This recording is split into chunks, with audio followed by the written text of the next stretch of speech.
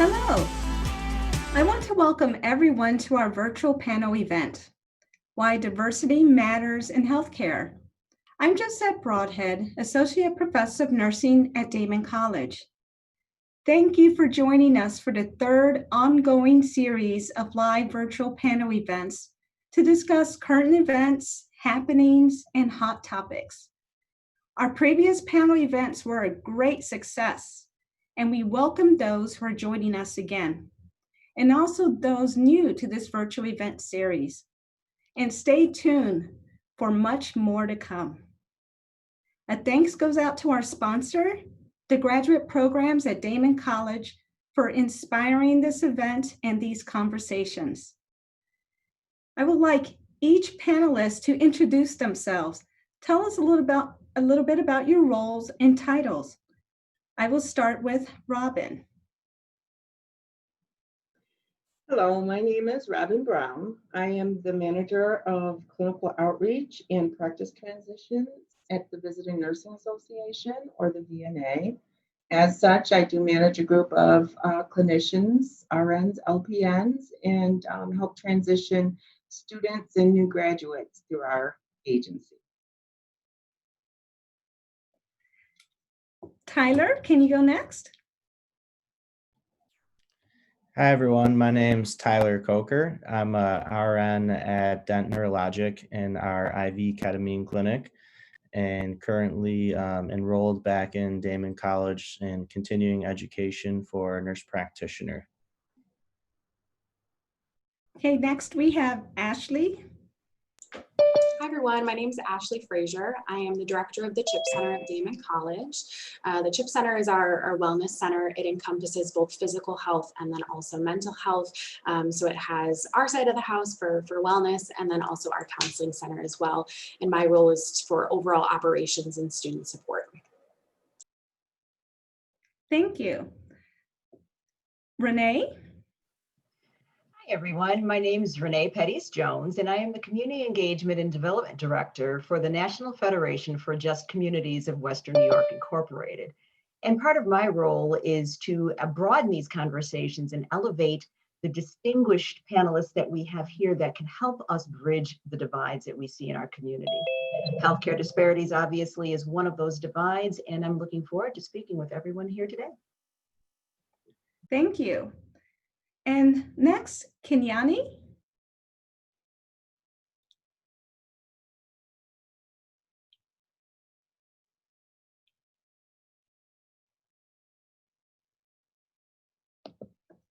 Okay, so what we're going to do is we're going to first want to point out, before we get started on the questions, that we are aware of the privilege of being employed right now in the context of our discussions about work. We want to be mindful of the detrimental effects of COVID on all aspects of our lives, including our work and employment. Additionally, this discussion may be uncomfortable or raw for some. We must address why diversity matters. Keep in mind, this is a safe space where it can be fully authentic. And last, the views and opinions expressed are those of the panelists and do not necessarily reflect the views and opinions of the college. So, Renee, for the first question, before we begin this topic, can you share with us your definition of diversity? What does diversity mean in our work? And how are we impacted by diversity and bias? Absolutely. Well, diversity, which is often used synonymously with difference, is the uniqueness and varieties that represent us. The differences that run across race, ethnicity, gender, socioeconomic status, etc. It's like inviting an entire school class, not just your friends, to a party. Inclusion, however, is different. We can think about it as a practice, one that asks us to think and connect across our differences. Inclusion is making sure that people feel welcome through the behaviors and the things that we do. So to further my analogy, it's like inviting people to dance when they get to the party. Bias, however, Well, that's a little different. That's defined as a strong inclination towards or against something, a preference, be it conscious or unconscious bias. For example, in getting to the rawness, I don't like dancing with short people. Then there's stereotypes, generalizing or grouping people together. For example, besides, white people can't dance anyway. As we think about diversity and bias in healthcare, it's important to think about equity versus equality. While often used interchangeably, equity is founded in reciprocity and strives to level the playing field, while equality is treating everyone the same. All of the above terms play into healthcare and healthcare disparities. Even understanding of the term healthcare disparities, what does that mean? In my estimation, they are preventable differences in determinants for our healthcare that have particularly impacted Black and Latino communities. Some say that healthcare disparities impact those deemed socially disadvantaged, and I push back on that and say it's targeting those who haven't had the advantage of healthcare choices and opportunities. As a working professional, I experience healthcare disparities myself, as part of the underinsured. Those who have to consider not only the selection of doctors who may or may not look like them, but also costs, which are often out of pocket due to high deductibles and coinsurance, making me, for example, less likely to seek comprehensive care. Just as part of the stats that we should understand, 4 in 10 people would have trouble covering an expense of a $400 bill. That could be a healthcare determinant, whether or not they seek the healthcare that they may need. In general, that's where I see this diversity playing in our conversation. Thank you. Now, Robin, can you share a message that will illuminate our guests on the role of history and context as it pertains to the current circumstances in our society in caring for diverse populations? Sure. Just to elaborate on what Renee just shared with us, in effort to put this topic into perspective, we are and will continue to evolve into a more racially diverse nation than at any point of our history. The US Census Bureau actually predicts that by 2045, the white majority will become the white minority, with the ethnicities rising to take the majority. Of those numbers, the Hispanics and the Asians are rising the quickest. That said, there are so many layers other than color. We need to eradicate that notion that our nation is a melting pot, a country which differences just simply dissolve into one, but rather look at it more similar to a salad, like full of an array of unique items, each one offering a distinct flavor and texture, all lending to like a gratifying meal. The common ingredient, I believe, is the dressing that binds us. I look at that as being our humankind. We're all part of a human race. And as a human, we're entitled to and require, seek, and warrant treatment that encompasses empathy, compassion, acceptance, love, and respect, just to name a few of the basics. I believe to appropriately practice these behaviors, the healthcare workforce, they must have a clear understanding of what that actually is and what that means to each individual and to each patient. Vital is that we understand the mindset of our patients within a larger context of culture, gender, sexual orientation, religious beliefs, and socioeconomic realities. And science has discovered therapies and interventions which really combat disease processes, things such as CHF, congestive heart failure, chronic obstructive respiratory disease, or COPD, diabetes, which, our ethnicities are suffering a high rate of. But the challenge lies in bridging the patient's ability to adhere to the course, the care plan. Today, the providers are tasked with formulating a plan of care that embraces and takes into consideration the patient's abilities, such as reading and writing, their language barriers, their traditions, their values, beliefs, support systems, worldview, and their ideas of healthcare. In addition, as Renee touched on, all of the social determinants of healthcare, such as housing quality, the access to healthy foods, transportation, education. So due to all these additional layers of complexity arising from our swelling ethnic populations, providers should feel compelled to acquire further skills and training because the traditional historic methods of assessing, diagnosing, and implementing a treatment just might not be effective. Providers may incorrectly judge what are normal variations in behavior, belief, or experience, particular to that patient. Providers must become aware of both the patient's and their own beliefs. They need to attain background knowledge of the patient and develop culturally competent skills. Finally, I would just like to suggest, with the US evolving into a more diverse population, I believe it is essential that our medical staff begin to reflect the population that they serve. We've made great strides. However, the healthcare workforce is still far from diverse and even further away from a true reflection of the patient population they serve. Thank you, Robin.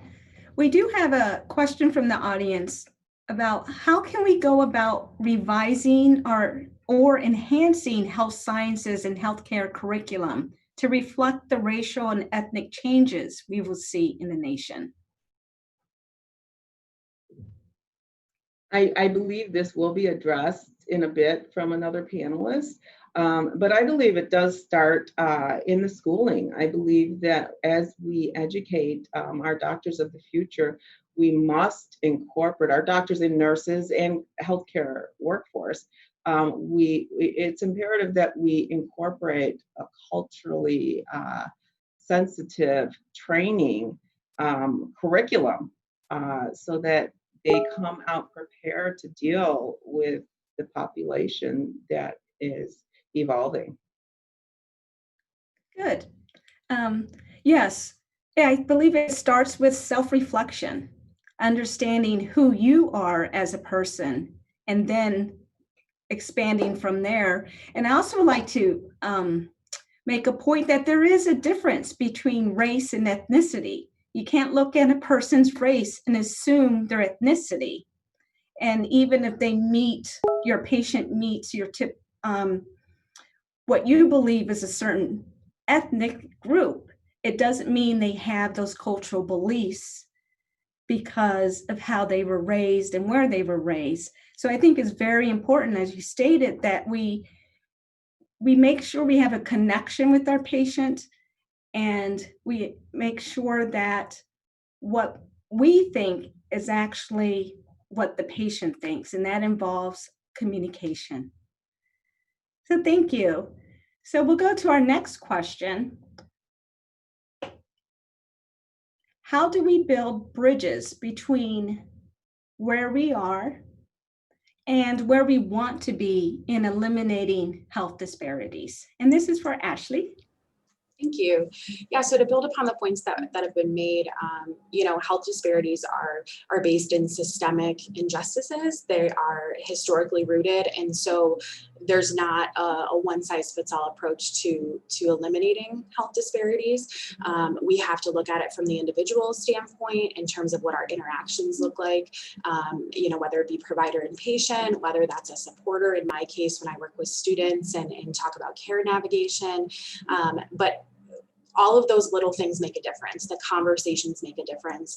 And so it's important for us to understand and take the time, as the other panelists have shared, to to do things like teach back methods, right? So if we're talking with somebody and we share the information, recognizing that not everybody's going to learn the same way. I could say something to a student and maybe they're better looking at, the instructions that I've given them versus verbally processing that information. So I make a point in my interactions to discuss with a student, how best would you like me to communicate this with you so that you can have this for future use and you can make an informed decision. And I think it's so important to recognize that and make the time for it. And the other thing that I wanted to point out is that based on our current climate, there are themes of distrust and uncertainty that are woven through every aspect of life, whether it be politics, healthcare. And so this is impacting how a person navigates accessing care and if they choose to access care and what those barriers look like. So on the individual level, it's so critical to take the time so that we can break down those barriers so that it does not become a longer issue. And I think from a community level, we have to create sustainable change, right? And so if from a public health perspective, if I go into a community as well-intentioned as it may be, I'm going into a community that I may not have shared experiences. And so for me to come in as an outside person, that's gonna come off a little bit differently. And I may not be trusted in that situation. And so taking a community health worker model and participatory research model in interacting with communities is really important, and making sure that the stakeholders and folks that need to be at that table are at that table, because I can't be making the decisions on behalf of those folks. And quite frankly, it would be a disservice for me to do that.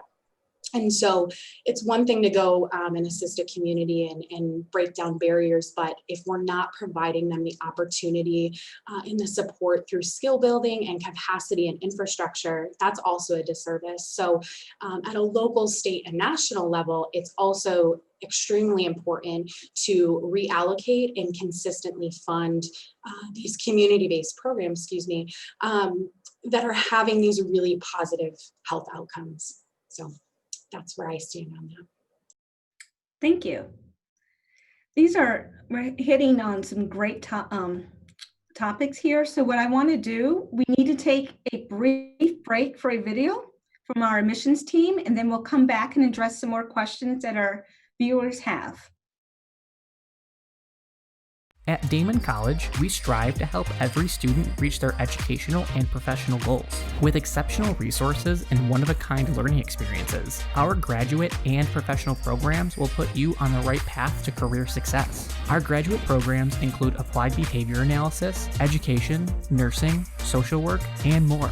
7 of our 11 graduate programs are open to any undergraduate major. Explore our graduate programs today by visiting daemen.edu/graduate. At Daemen College, we strive to help. Thank you. Hi, we're back. So we'd like to move on to question number 4. So this is for Kenyani. So how is the current climate impacting your mindset and your work? And how do you see this affecting your patients? Got you. Thank you.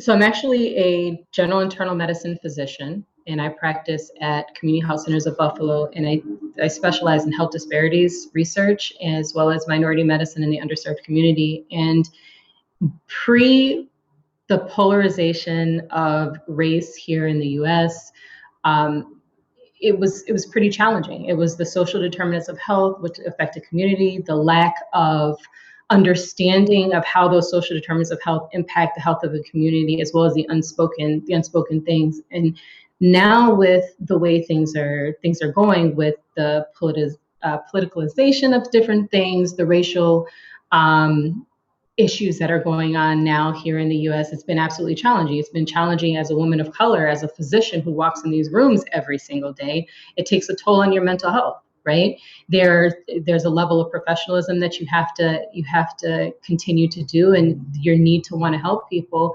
And then you also have, in the same breath, other people's frustrations that they vent as well. So trying to find that balance, I do fear it takes a toll on the health community, especially the people of color. When you look at underrepresented minorities in medicine, it's less than 5% less than 5% of all physicians here in the US are African American. 5.08% according to the AAMC in 2019 were Hispanic. Representation matters. Representation in healthcare matters because we temper the conversations. And I can't tell you how often I walk into a room and somebody's like, wow, a Black doctor, I finally feel heard. And I seen one of the comments about women of color in medicine. The most marginalized community is African American women, and the healthcare system can be a very challenging place for an African American woman patient. And that's the reason why representation matters. And we've seen this persisted for decades with things like maternal mortality for African American women, who are 3 to 4 times more likely to pass for childbearing. So where I see this affecting, my community, the medicine community, is not only on our practitioners and our providers who are already pretty strained, because there's already a minority tax on you, especially if you're in academia, which I am as well, or you're working in a qualified health center, or you're working in a center at all. There's a minority tax that we feel, and there's also, we're citizens of this nation, so we feel those same things, So mental health is a big issue on both parts for my patients as well as for providers. Thank you. So what would you recommend if a woman of color is just not being heard? And it's obvious she's in the office, she has a concern, and it's just no response from the provider. Right. I think that there's 2 things that are important. I always tell my patients, you catch more bees with honey than you do with vinegar, right? So it isn't how you say it. However, it is also not the onus on us to, just because, especially as a woman of color, right? When you say something, sometimes the tone, it can be taken as a different way. And then sometimes it's uneasy. And then you're defending yourself because you're trying to prove that you're not the angry Black girl, right? Now here's the thing. Finding a physician is like dating around. Just because you're with that person, it doesn't mean that you have to stay with that person, right? You have the right to continue to find the right fit for you, and you should demand nothing less than excellence when it comes to your health, right? So I think as a Black woman, I think being informed is the first part. Always asking a question. I don't care if you think you know the answer or not. Knowledge is power. And the more knowledge you gain, the more you can advocate for yourself as well as your fellow, sisters and brothers. So always have a question armed and ready. And if something doesn't feel right, it's probably not right. Thank you. Thank you so much. Yes, I agree. Knowledge is power. Going in there with your questions and having some points written down, maybe on an index card, so you can start that conversation. But yes, we do have choices, and I'm glad. So moving on. So for Tyler, so how are you fostering open-mindedness and inclusion in your practice setting? And what ways can we all implement inclusion practices? So first off, I want to say that open-mindedness is it's more of a personal accountability and decision that is responsible for that each individual to be accountable and being open and being able to connect to others. And that really is what sets people apart. My workplace, we have a lot of diverse staff, and we encourage understanding and responsiveness from patients. For example, the head of our psychiatry department is Cuban, and he's able to connect with the Spanish community, and patients come from all over to see him just because he's relatable. So I think it's imperative that each person just takes full responsibility and maintains self-awareness, and also continuing education. It's important for each of us to be aware that these problems do exist, and we just each have to better our self-care and enhance our relationships with the patients, and that's about it. Thank you, Tyler. So Ashley, How can we talk about integrating existing knowledge with the newest knowledge in culturally sensitive and culturally competent way? And how do we change our existing systems and make it better? Absolutely. So when I read this question, it immediately had me thinking about the pandemic that we're in right now. And, we hear a lot of negatives that are happening, but ultimately the silver lining is that this has pushed us out of our comfort levels, both personally and professionally. We're on Zoom right now, as opposed to being physically in a space together. And so kudos to everyone who's brought this together. But we've been thrusted into learning differently, thinking differently, and ultimately working in ways that we've never done before, or maybe not as much. And while there have been challenges, I think globally we've been able to see that we can adapt to that, right? And so we can use our existing knowledge as a base, but we have to check ourselves too, and we have to continuously learn. Back to the points that were made earlier, continuing education is so important for all of us as professionals, and also to help those that we're supporting. And as the world becomes increasingly globalized and diverse, I think it's really critical that we're aware of what's going on around us, and the current events that are ultimately impacting and manifesting in different ways for people, both physically and mentally. There's been a huge surge in mental health over the past months. And so those that have maybe wanted to seek care previously, it's a need now versus a desire maybe where it was previously. And so I think having an active commitment as professionals to continue learning and to continue to check ourselves and be aware of different perspectives and take the time to understand. I constantly, if someone misses an appointment, I always say, and reach out to them and say, I hope everything's going okay. I'm checking in to see, we were supposed to have this meeting.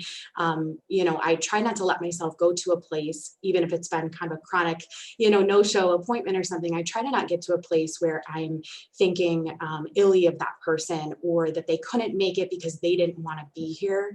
I try to think of what barriers could have prevented that person from coming and talking with me today. And how do I, kind of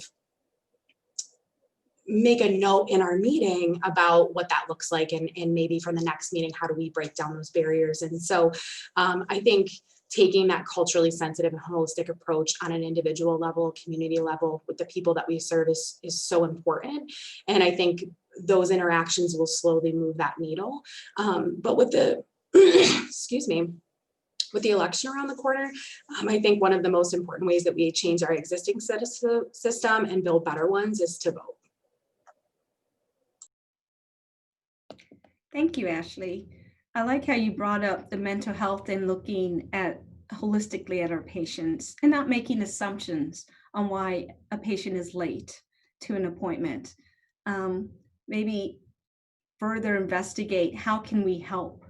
There are childcare issues, transportation issues. So how can we as healthcare providers, social workers, how can we improve and enhance their quality of life so that they can continue with their treatment plans? Thank you. So now, Renee, how might you teach your stakeholders to overcome their assumptions and implicit biases? And how do you personally address this for yourself? Well, the thing that I always emphasize is communication, education and research, and engagement. We need to be equal part listener, as well as actively standing up as an ally and speaking out when we see things that are incorrect or wrong. In other words, silence isn't an option. There's no way that we can know everything. So, as we've mentioned before in this panel, talking about understanding and realizing and educating ourselves of differences will help bridge any of those cultural divides that we find there. Don't beat yourself up if we don't know everything, because you can't. But being open to that education and willing to be that equal part listener will be key moving forward. Obviously, becoming involved will help. Find ways to elevate the conversation and support the cultural shifts that we are seeing in the world at this time. And that will help to develop these communities moving forward. And as we find ourselves at these crossroads with so many issues colliding, we need to become more involved in the process. The self-reflection is important, and also reaching back to include more, to be a part of the fold. Obviously, as we're looking to try to develop the pipeline of our next future doctors and leaders, we need to make sure that they are welcomed in this space, that they have the opportunities for the education, and understanding that there are many, many challenges now that we were not aware of and we didn't expect and anticipate at this point, nonetheless, of some folks just literally dropping out of school, period. That's going to create a ripple effect in terms of that educational process. And how can we envelop more to make sure that we get the representation culturally that we need moving forward? Hey, thank you. We do have a comment from our audience, and this is open to anyone. So how can we talk about advocating for equity in the face of inequity? And maybe an example of healthcare systems that support equity versus obstruct equity. So how can we make this change?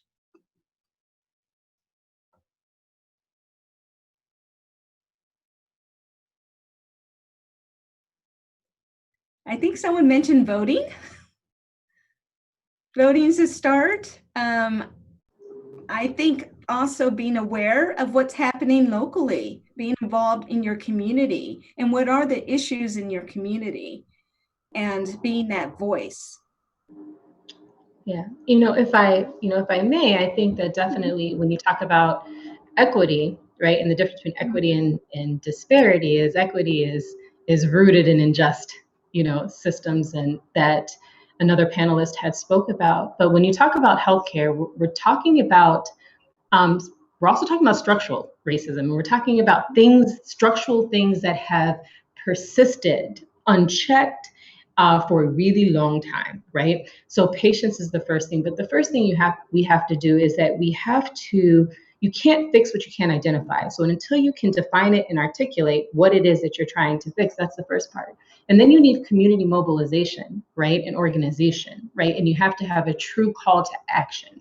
And so here in Buffalo, I'm actually a part of the African American Healthcare Disparities Task Force, and that literally just started in the basement of a church of a few people from different backgrounds, basically saying what's going on in these 5 zip codes here in Erie County is not appropriate, right? Which has now turned into an actual equity department underneath UB that has a structure, a mission, a vision. And that's where you start at. So you have to ask yourself first, what is it that you're trying to affect? What change are you trying to affect? And who else feels this way? And how can we pen it to paper and then start that uphill battle? Because that's what it is. Thank you. Do we have anyone else who would like to add? I think what Kenyani mentioned about the African American Health Disparities Task Force is huge, because those are ways that people can educate themselves and become involved and understand the differences that have been highlighted through some of the efforts that they've done, the research that they've done. Again, it's all about educating ourselves to understand the issues at hand. And without that openness and that willingness to seek that education, you're working in a silo. And how can we broaden that horizon to make sure that that educational piece and that component comes to the forefront rather than staying in the shadows? Thank you.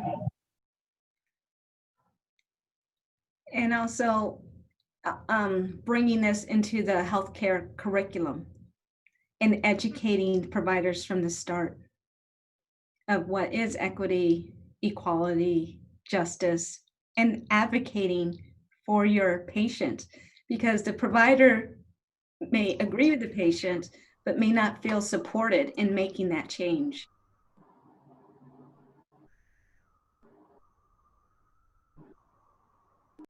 Anyone else?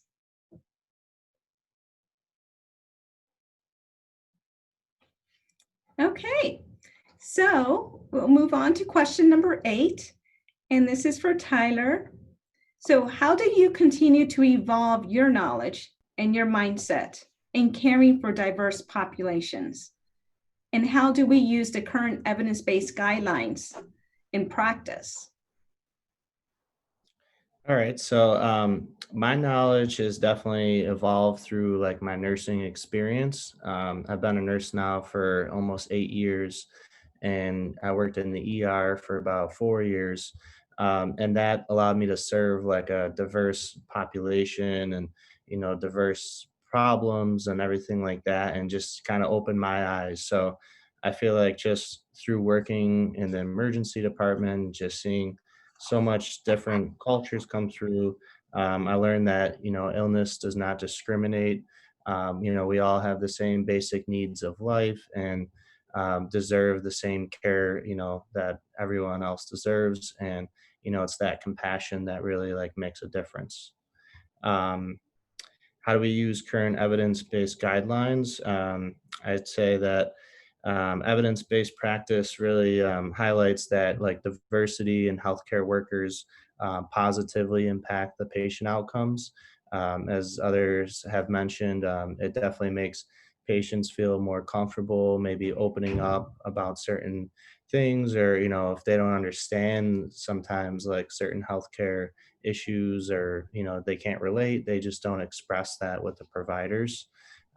So I think having like a diverse workforce really fosters that environment for inclusion and to help with any like cultural barriers as well. Okay, thank you. We do have a question for either Renee or Robin regarding public policy. We're seeing healthcare disparities in our country directly connected to public policy that is not developed and implemented by a diverse representation of our country. So how do we address this? Robin, I'll let you go ahead and go first on that one. Yes. Again, I think fundamentally we need to practice our right to vote. Whatever your political views may be, you need to have your voice heard through your vote. I think that's where we begin. We need to, again, visit the curriculum, starting in school with training our professionals of the future. We need to identify. It's very remarkable what people think they know about race and ethnicity and disparity. And once they begin to unpack what that really means, and I think we're seeing a lot on the news, both good and bad, but we're seeing a lot on the news that's starting to open eyes to all of the disparities and injustices that are going on. So that, again, is another starting point. We have the doors open now. I think we need to really stand up and run with it.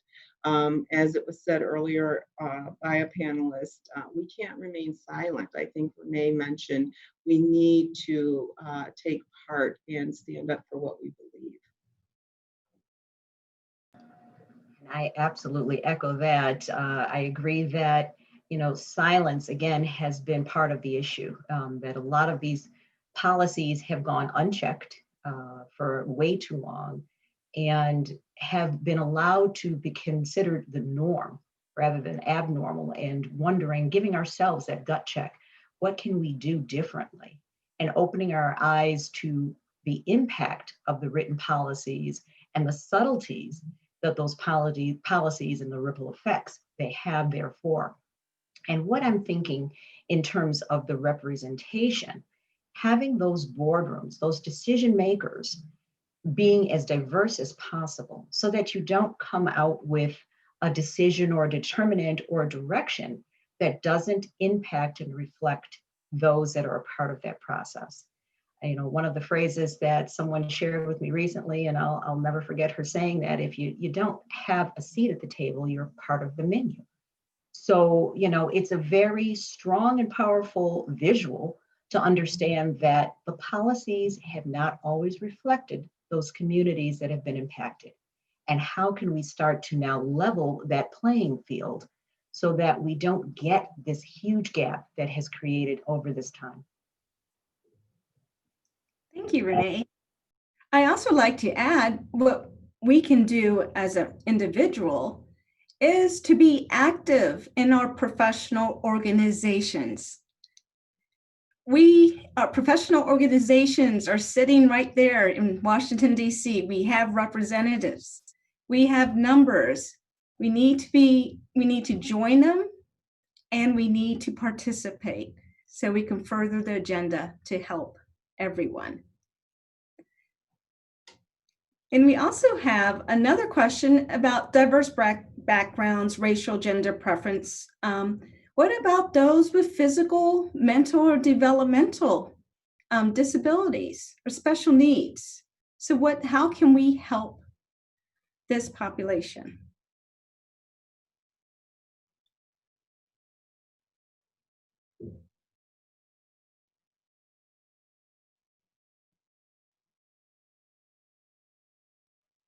Well, I'll chime in for a moment. I believe that it all goes back again to education and self-awareness. We need to understand who we are, what our beliefs are, what we're bringing into that interaction with the patient, no matter what the difference is. Because once we're aware, and we've stated this on the panel several times, but once we're aware of our own, we're much better able to accept difference and to embrace it. Education, we need to know what each individual patient person requires in order to be able to absorb what we're trying to, the plan of care that we're trying to implement. We need to understand that they are going to have that ability to successfully carry it out, understand it. And it really goes across the spectrum, and it doesn't really matter what the difference is. I think it has more to do with understanding what you're bringing and having a true respect for the difference and incorporating that in the interaction. Thank you. Does anyone else want to add in?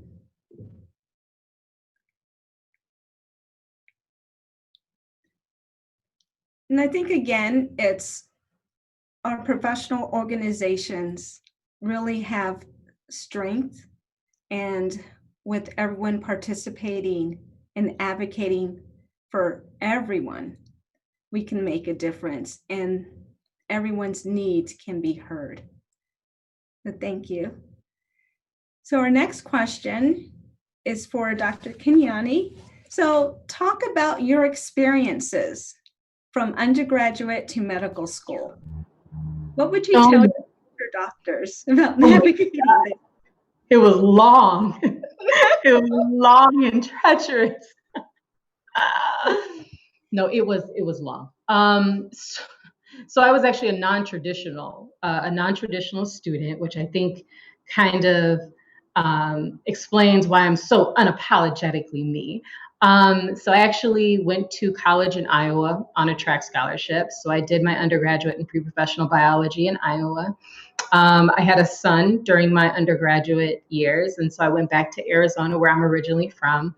And I actually didn't get into medical school right away. So I actually had 2 years off, and I worked on my first master's. So I worked on a master's in biomedical science. And when you are a URM, or underrepresented person in medicine, and you kind of go through this journey of saying, hey, I want to be a doctor, people aren't falling and tripping over trying to mentor you and encourage you along the ways. I can't even explain to you how many different times somebody would say, well, why don't you become a nurse, or why don't you become a hairdresser, or why don't you become something a little more ladylike, right? Or something that is a little more common for a little Black girl, right?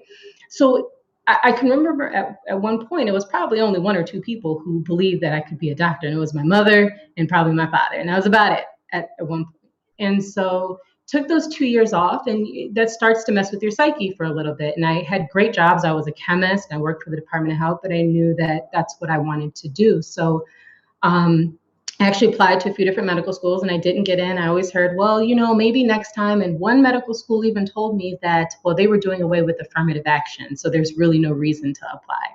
I said, all right. So my mother, who is probably my biggest cheerleader and biggest fan ever, kept saying, you really got to keep doing it. So eventually I applied for medical school. I ended up getting in. And I actually ended up graduating with honors, and I ended up having 22 different residency interviews. So it's one of those validating purposes, like, oh, no, you kind of matter in this. So once I finished that, I actually landed an internal medicine, preventative medicine residency at the University of Buffalo. And I thought that I was just going to be passing through, but my community said, no, we're going to keep you. So I ended up completing that and getting board certified in both internal medicine and preventative medicine. They paid for my master's of public health and health services administration. And then from there, I kind of tripped into all these wonderful different things that I've done, here in Buffalo and that I continue to do. But it was truly it was a long journey. It was a hard journey. Now I mentor other residents and other medical students who are interested in medicine, especially underrepresented minorities, and understanding that path is a little different, right? Because you look a little different. You come from a different background. So your path doesn't really look like the typical path that they show you, and finding different ways to understanding, where I came from and being raised by a single mother and overcoming the statistics, right? So I was raised by a single mother. I was a single mother, right? The stats say I shouldn't be here. So one of my mission, and I hope that, God willing, when I'm retired or dead and gone, somebody can look back and say that, what, she did her part to bring other people up who were like her into this, because representation matters, and so it was a long one, but it's a doable one, but I wouldn't have changed it for anything else in the world, though. Thank you. Does anyone else like to share their experience?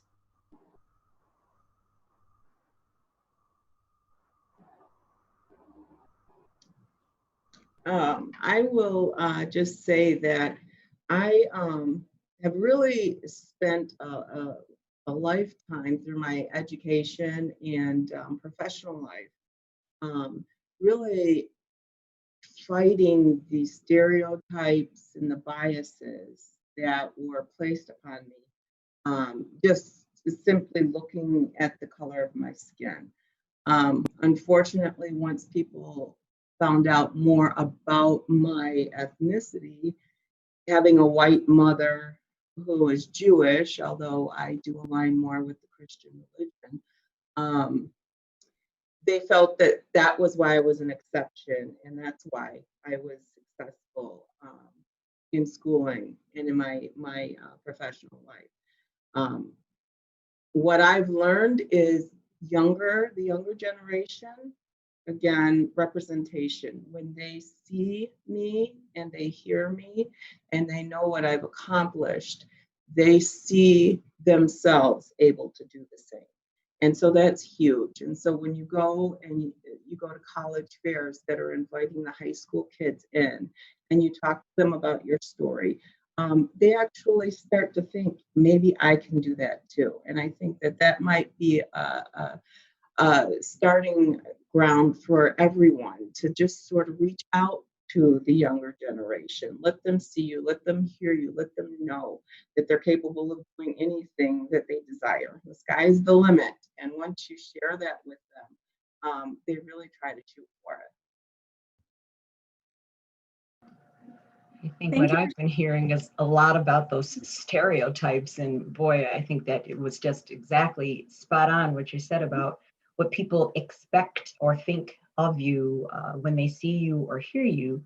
And, working in the Sickle Cell Center and the Epilepsy Center for many years, it struck me how many times I was discounted simply because two things actually: my color of my skin and my gender. So you've got this preconceived notion when you walk into a room that somehow you're not up to that same level as someone else. And we've got to kind of break that cycle, that stereotypical preconceived notions that we walk into when we look at anyone in the community at any point. And how can we continue to instill upon everyone that we're all equal and that we all have blood in us and that we all bleed and that we have that level or playing field moving forward, and that there are no differences between us in terms of knowledge, education, understanding. You know, you find a lot of people that will look at a physician, and either way, sometimes you'll look at a physician who is a person of color and think that, wow, that's who I want to talk to because they look like me. But by the same token, you get the flip side of them looking at you and saying, they may not be as educated as their white counterparts. So how do we make sure that that cycle is broken in terms of education on both the patient as much as the physician's side? Hi, Renee. You really brought up something that struck me personally.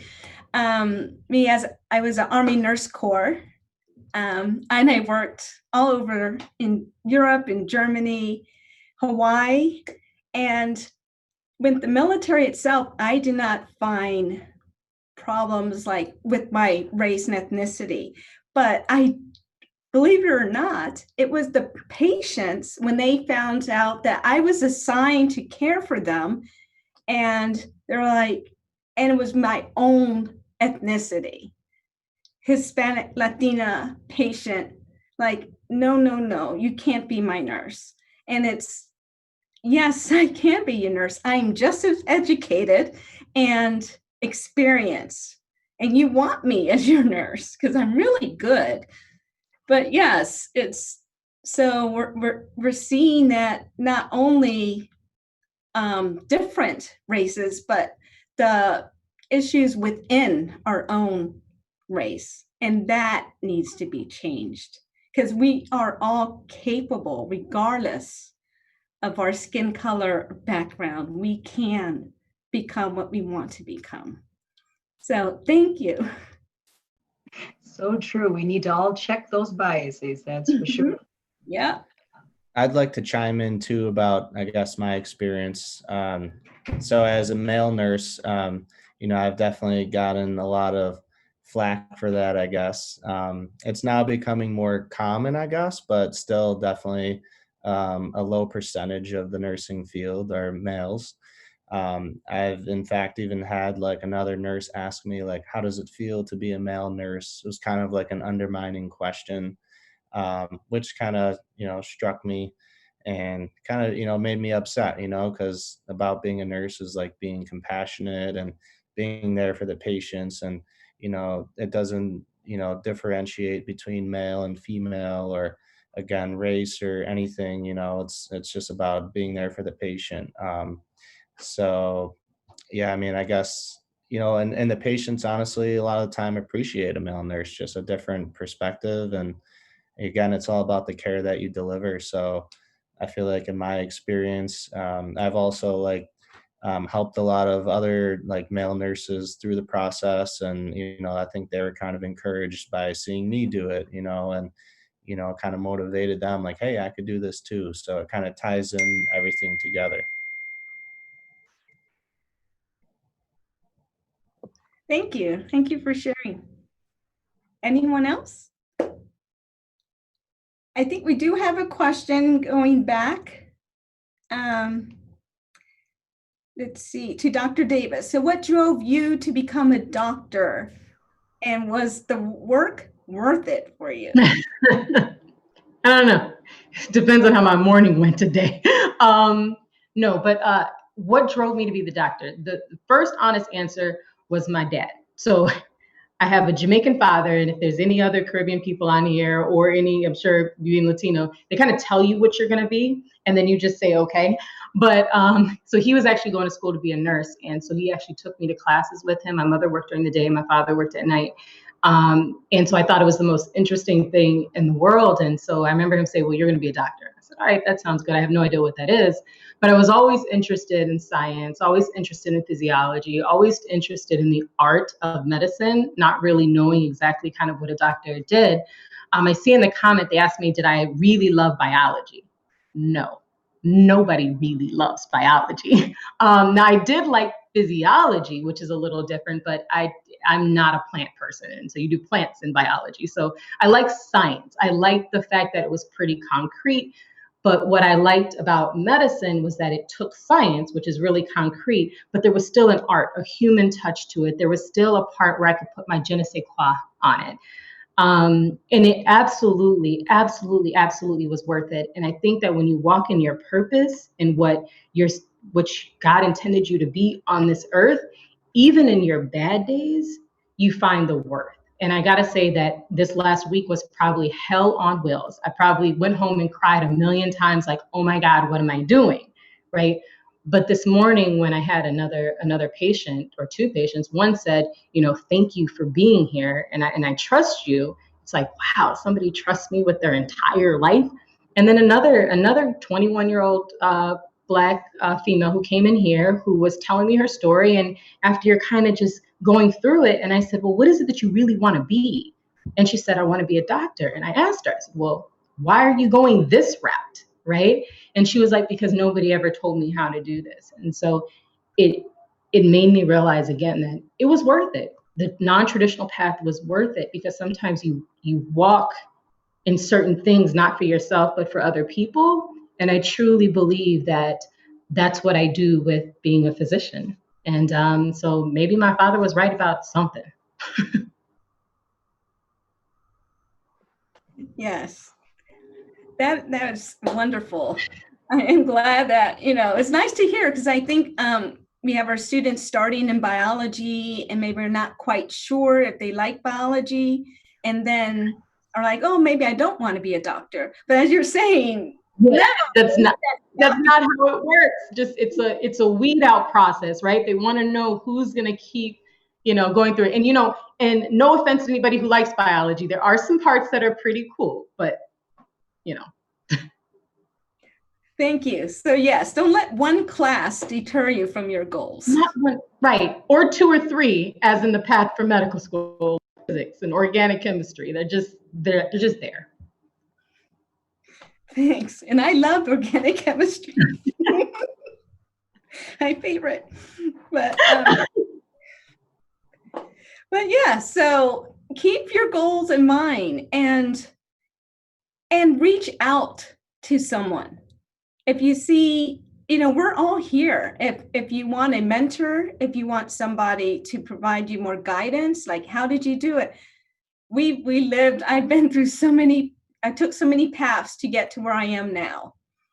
And I always find it an honor when I have a previous student send me a message through Facebook and ask me, well, how did you do it? How did you get your master's? How did you get your PhD? And it makes me so happy when I see on Facebook that I graduated, I have my NP. I mean, I'm like, yes. So yes, we are here. We're here to help you. You have more people around you than you think. So thank you. Now for question number 10. So this is for Robin. The weight of societal unrest is felt throughout our lives, and compounding these urgent issues is the COVID-19 crisis. So share possible strategies to deliver patient care while addressing our need for self-care. We need to take care of ourselves, and how do we go about doing that? Yes, so self-care is paramount. Sort of shifting the topic now a little bit to healthcare, because that is where I am, and home care, my passion. But that old saying where you need to put the oxygen on first yourself prior to the person next to you or the child. And that's what we really need to do. We're in a world that's incredibly wavering. It's a frightening place currently. It's very fluid. Everything's changing day by day. And so as we've all spoken to this, mental health has risen tremendously. We're all experiencing so many stresses and anxiety. Um, they're at a new high right now. So self-care in my perspective really begins with steps to alleviate that. So just to address the question, two different sides. Professionally, my agency, VNA, has really implemented things to try to alleviate all of the stressors or do what they can to decrease the stressors that work imposes and everything that's going on in our staff's lives. We've had very transparent leadership, um, concise directives that align with the direction of the CDC, Center for Disease Control, Department of Health. In addition, really opened arms to have staff be forthcoming with any issues they may be dealing with that might impact their ability to interact and take care of our patients, including employee assistance program, the EAP, just to avoid burnout, because sometimes you just don't know until it's too late. Of course, PPE, the personal protective equipment, is huge. We have that readily available to us. COVID testing is at our fingertips, which also alleviates a lot of the stress and anxiety with our staff. Also making the special accommodations for people who have school-age children, because that's changing on a daily basis. The worry of being a clinician, a nurse out there taking care of our patients, and then having to be a teacher as well for their young children, or not have a place for their child to go. So accommodations have been made. We formulated a COVID team, people who volunteer to actually go out and see people who are positively identified as carrying COVID. We've implemented or instituted telephonic calls so that we can actually treat the patient over the phone if it's conducive to their care. And been encouraged to maintain camaraderie and maintain contact with our fellow colleagues. Personally, switching gears, first and foremost, it's so important that we follow all the guidelines that are out there, with the masking and the social distancing, the hand washing, sanitizing, to make sure that we're doing our part to keep the community safe and our families and loved ones. We need to begin to prioritize Maslow's hierarchy of needs. That bottom need, we need to start to really prioritize. We need to eat well. We need to sleep well and stay active. Also slow down. We're there is so much. Everything is so fluid. It's changing so quickly. Such a fast pace. We get so caught up in our everyday work and responsibility, but sometimes we just need to take a break, maybe even take 10 seconds to do mindful breathing, to just sort of recenter ourselves. Make sure, and this is the law, but to take a lunch. I know a lot of people don't do that, but that 30 minutes or hour is huge in how you are going to rejuvenate to then face the remainder of your day. We do this social distancing. We're told not to have a whole lot of people, together in a gathering, but we have to stay connected. It's a human need. So be intentional about calling, video chatting, or other safe means of interacting with your family and friends, colleagues.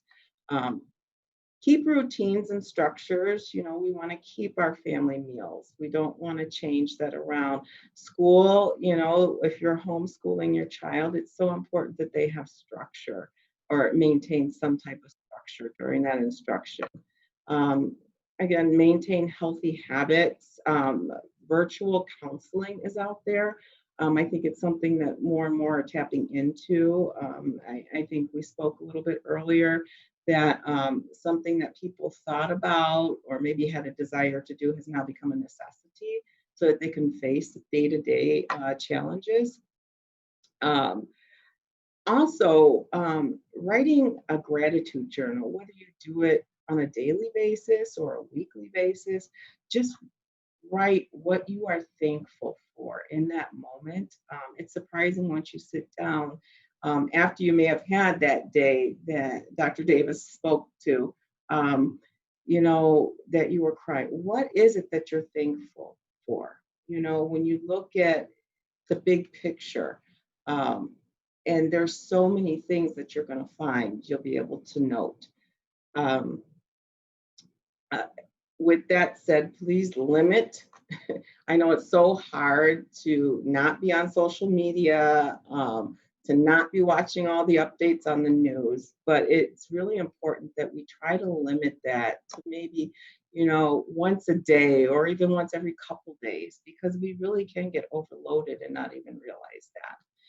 And then finally, last but not least, we need to practice kindness. We are in a time that's very challenging for everyone. We're wearing masks that are really concealing that humanness. We go into patients' home and home care, and bandits wear masks. So to cover their identity, we need to find other means in order to connect with each other. I mean, even when we're out in the stores, half people can't, the smile goes away. Those facial, the body language is such a huge part of our communication, and it's really lost with that half of the face being covered up. So just practice kindness. Thank you, Robin. Does anyone else have anything to add?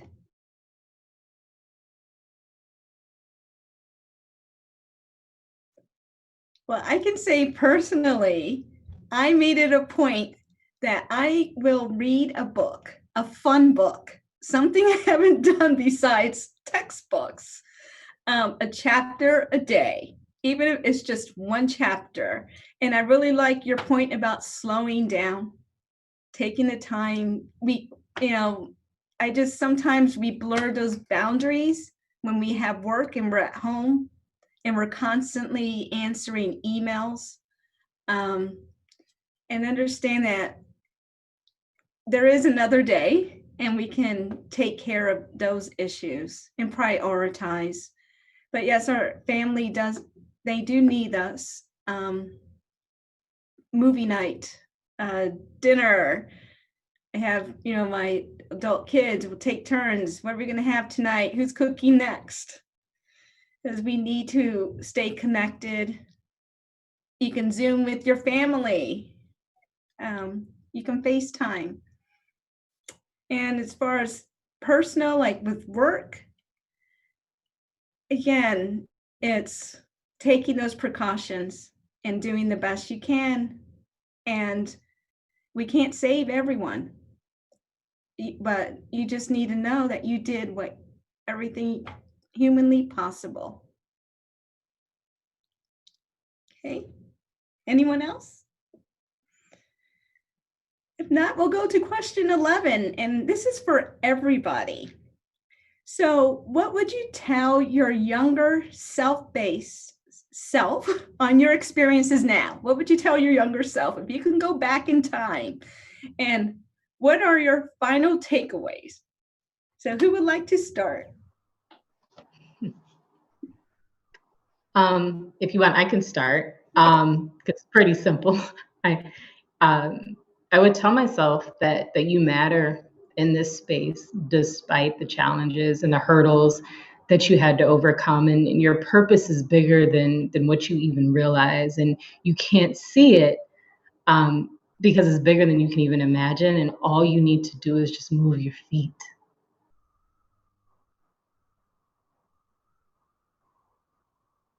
That's it. That's simple. I think for me, I feel very similar to that, and keeping moving forward, never looking back. And just understanding and acknowledging that I'm in it for whatever reasons, and having the faith that my steps are ordered and I will be guided along the way. Don't give up. You may take a course that you just don't understand, or a path that takes you in a direction that, wow, why'd I go that way? How did that happen? But there's reasons for that. And hang in there, because those reasons will come to fruition in better light as time goes on.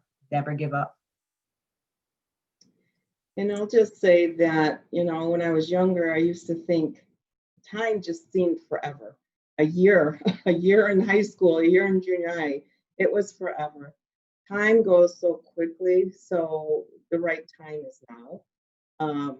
And secondly, learn from everything, success, failure. If we don't fail, we don't know how to succeed. So they go hand in hand. And I did realize that you just have to, as you both have said, keep walking, just keep moving toward your aspirations, just keep moving forward. I think for me, I would tell myself, the grass is greener where you water it. And so taking the time for those relationships that we've talked about earlier is so important. We have one body, we have one brain, and we need to take care of ourselves. And, the points that were made earlier about self-care are spot on. We're seeing mental health manifest in so many different ways, and anxiety and stress manifest physically within our bodies. And, having personal experiences, in feeling the way that manifests, it's not healthy, right? There's that healthy stress that gets you going and gets you moving, and there's that type of stress that's just debilitating. And so knowing when to unplug, knowing when to kind of take a step back, and just really take time for yourself is what I would say to myself. I'd like to add that I would tell myself that anything's possible in this life, no matter how crazy or different your dreams or aspirations are. If you want to do it, and you're willing to put in that work, you can achieve it. So just never give up and just keep pushing forward, and you'll make it happen. Thank you. As I reflect on when I was young, I just felt like I spent too much time worrying about what other people think about me. I would tell myself, who cares? Keep moving forward. Because I knew what I wanted. But there were so many barriers placed in front of me. And it's just a matter of telling yourself, how do I get from point A to point B? And it may not be a direct route. You may have to go in circles and who knows, but there's a reason. I always think there's a reason. You have to continue to grow as a person. And sometimes what seems like a failure was actually meant to help you become better. And I've learned, and over time, what would have tripped me doesn't now, because I've been there and done that. And there's something about having those times where, you failed a test. I've done that.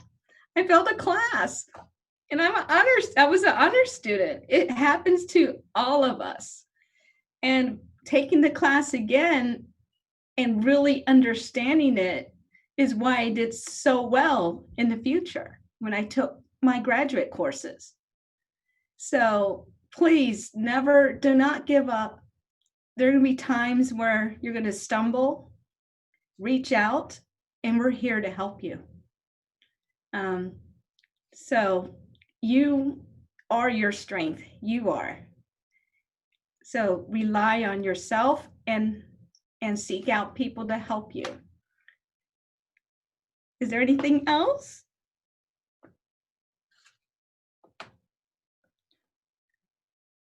So in closing, we're coming near the end here.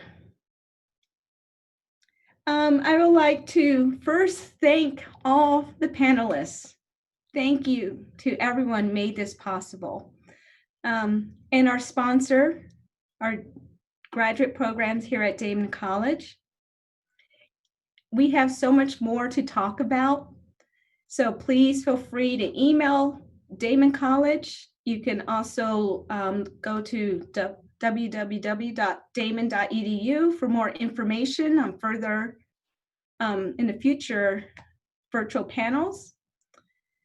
And coming soon, pay attention to social media, Facebook, Instagram, Twitter, LinkedIn. We'll send you out more information. And if anyone has any suggestions and topics, please let us know. So thank you so much for joining us. At Daemen College, we understand your college journey may be different this year, and we make it easy. With no SAT or ACT required, 4-year tuition guarantee for students who apply early decision, and holistic admissions reviews, the application process is simple. Plus, Daemen offers over 65 undergraduate majors and programs, so there's something for just about everyone. Not to mention, our athletics program is Western New York's premier Division II team. Visit daemen.edu/admissions to get started.